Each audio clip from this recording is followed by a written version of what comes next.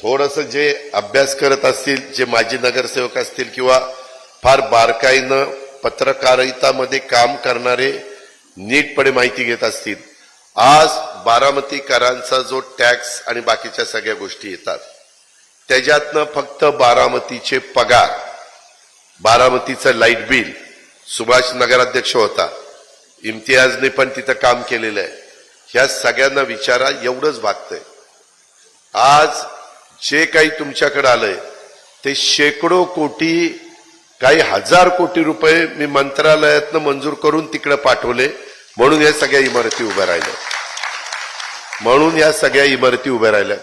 आता मी 4-5 एकर जागा घेतली एका ठिकाणी सरकार म्हणजे नगरपालिकेला, तिथं 1 मेगावॉट वीज तयार होईल एवढी व्यवस्था करतो आणि ते बारामतीची सगळी लाईट आहे ना ती सगळी त्याच्यावर मी टाकणार आहे, म्हणजे तेवढं लाईट बिल तरी त्या ठिकाणी कमी होईल. कारण जसं शहर वाढेल तसं दिवाबत्ती तर दिली पाहिजे, रात्री चोऱ्या माऱ्या काही होऊ नये म्हणून. कारण कधी कधी लोक गाड्या घेऊन येतात, अलीकडे ते ड्रोन वरनं फिरत असतात आणि त्या ड्रोन वरून कुठलं घराचा दरवाजा कुठलं आणि कुणाचं काय, किती वर्दळ काय असलं सगळं काढतायत, हे पण लक्षात आलेलं आहे. त्यामुळं ह्या सगळ्या गोष्टी आम्ही बारकाईनं बघून रस्ते, अंडरग्राऊंड ड्रेनेज हे आपण करतोय. आणि मळट टू माझं मेळत इथपर्यंत नदीच्या दोन्ही बाजूला आपण रिटेनिंग वॉल केली की कुणी आता त्या आपल्या नदीमध्ये अतिक्रमण करू नये. त्याच्यामुळे यंदा एवढा पाऊस पडला, नदीच्या बाहेर पाणी आलं नाही, नाझरं भरलं, जिरायत भागात पाऊस पडला, कॅचमेंट एरियात पाऊस पडला. अहो बारामती शहराची ऍव्हरेज माझ्या बारामती तालुक्याचं 14 इंच आहे, तिथं 40 इंच पाऊस पडला. काय सांगता, बारामती शहरात रेकॉर्ड काढणार इरिगेशन कडे जाऊन बघा, 40 इंच पाऊस पडला. म्हणजे निसर्ग इतका वेगळा झालाय, ग्लोबल वॉर्मिंगचं संकट आहे. तर त्याच्याकरता ते झाडं लावणं वगैरे मी फार बारकाईनं बघत असतो. कुठलं झाड जळालं तरी एखाद्याला त्या ठिकाणी सांगतो की झाड कसं जळालं, ते झाड परत लागलं पाहिजे. एवढ्या बारीक सारीक गोष्टी बघाव्या लागतात, तेव्हा हे सगळं उभं राहतं. हे काही जादूची काढली नाही, हा झालं, त्याच्यामध्ये खस्ता खाव्या लागतात. आणि त्याच्यामुळं आपण बारामतीकरांकडं सुरुवातीपासून जाणीवपूर्वक आधीच लक्ष पुरवलं, पण झालं यावर मी काय अजून समाधानी नाहीये. आपल्याला इथून पुढच्या काळात देखील, पुढच्या 5 वर्षात तुम्हाला सगळ्यांना माहिती आहे की कामावर विश्वास ठेवणार मी आहे, त्यामुळं मी काम करून दाखवले. त्यामुळं तितक्याच हक्काने तुमच्याकडं निवडणुकीच्या निमित्तानं येतो. 5 वर्षातून एकदा दोनदा यायचं आणि नंतर 5 वर्ष परत यायचं नाही, अशा पद्धतीनं माझा प्रयत्न नसतो. कुठलाही मायचा लाल आमदार पहाटे 5:45 साईटवर जाऊन साईट बघणारा नाहीये. त्यामध्ये फक्त तो तुमचा अजित पवारच आहे. मी माझी फुशारकी सांगत नाही, मी माझ्या बढाया सांगत नाही, पण जे आहे काय होतंय, तुम्हाला सगळे रोड न सांगता रोड होत आहेत, रोज नवीन काहीतरी दिसतंय, त्याच्यावर तुम्हाला वाटतंय काय जिथं पिकतंय तिथं काय विकत नाही, काय बघायचं. ते कुठंतरी बदललं गेलं पाहिजे. बाहेरचे लोक येऊन कौतुक करतात, परंतु इथं बसून काही जण फार देशाच्याच गप्पा मारतात. इथं कुणी काय केलं पाहिजे, राहुल गांधीने असं केलं पाहिजे होतं, मोदीने तसं केलं पाहिजे होतं, अमित शहाने असं केलं पाहिजे होतं, आणि चंद्राबाबू असा का केलं, नितीश कुमार तसं का केलं, आणि केजरीवालने राजीनामा का दिला. आणि ती परवा तर म्हणला पाणी आणि लाईट फुकट द्या, मी भाजपचा प्रचार करतोय. नक्की ह्याच्या मनात आहे काय? अरे काय करायचं ते बघतील ना, आपलं आपलं बघ ना. या पद्धतीनं आता परवाच मी अमित कल्याणीशी बोललो, त्याला म्हणलं जरा इंडस्ट्री लाव, तो म्हणला दादा 50 एकर जागा द्या, 2000 कोटी रुपये गुंतवणूक करतो, 1200 ते 1500 पोरांना काम लागेल अशी इंडस्ट्री काढतो. मी लगेच उदय सामंतला सांगितलं, लगेच उदय सामंतनी कांबळेला सांगितलं. कांबळेचा मला फोन आला, सेक्रेटरी इंडस्ट्रीचे.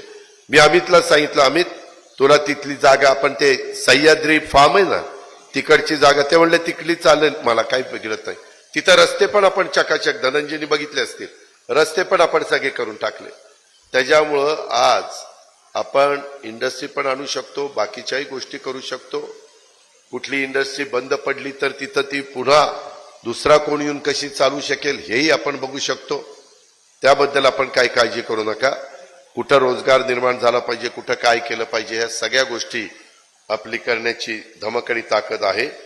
त्याच्यामध्ये माझा तुमच्यावर हक्क आहे, मागू शकतो आणि त्या हक्कानेच विधानसभेला त्या बाबतीमध्ये काय झालंय, मला अजूनही माझे सहकारी विचारतात, दादा राव तुम्ही 1,68,000 मतांनी निवडून आला, राज्यात पहिल्या क्रमांकात ती सगळ्यांची डिपॉझिट जप्त केली, आम्ही पण जायचो 1,68,000 निवडून आला, बारामतीकरांनी मला असं केलंय.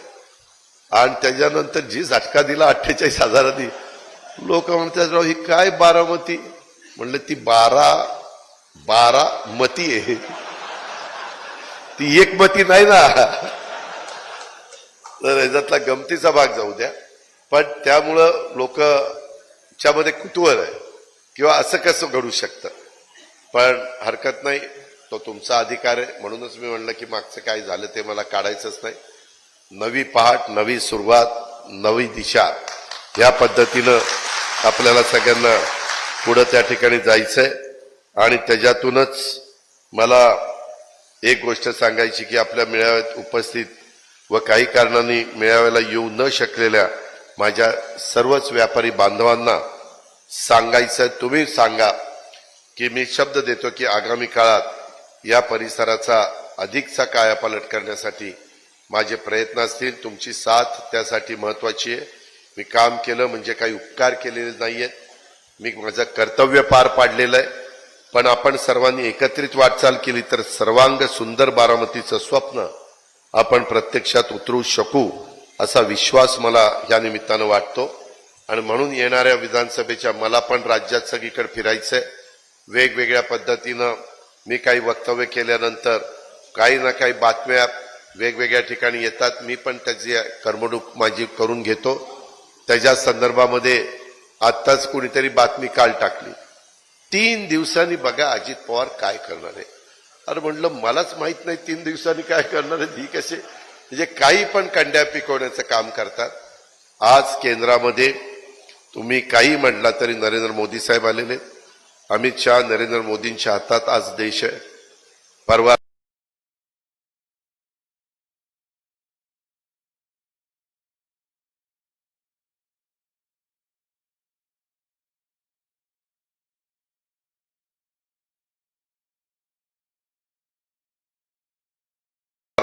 कारण केंद्राची तर निवडणूक नाहीये, ह्यांचं बहुमत आहे, त्याच्यावर सांगायला काय जाते करणार, त्याच्यामुळं त्याचा अर्थ काही ह्याचा अर्थ नाही.